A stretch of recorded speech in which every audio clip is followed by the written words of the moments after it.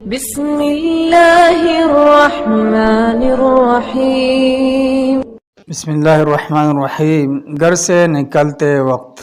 رسول اللہ صلی اللہ علیہ وسلم کا فرمان ہے کہ جس نے گھر سے نکلتے وقت یہ کہا بسم اللہ توکلت علی اللہ ولا حول ولا قوت الا باللہ تعالی، اللہ کے نام کے ساتھ میرا اسی پر توکل ہے،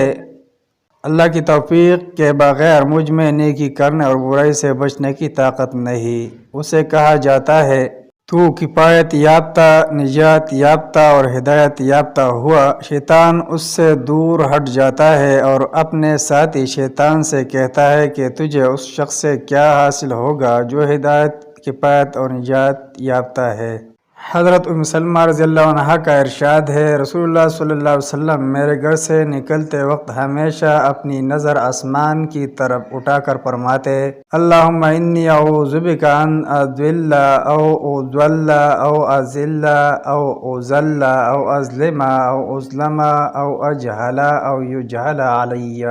اے اللہ، میں تیرے ساتھ اس سے پناہ مانگتا ہوں کہ دین حق سے گمراہ ہو جاؤں یا گمراہ کیا جاؤ، راہ حق سے پھسل جاؤ یا پھسلایا جاؤ، کسی پر ظلم کروں یا کسی کے ظلم کا نشانہ بنوں،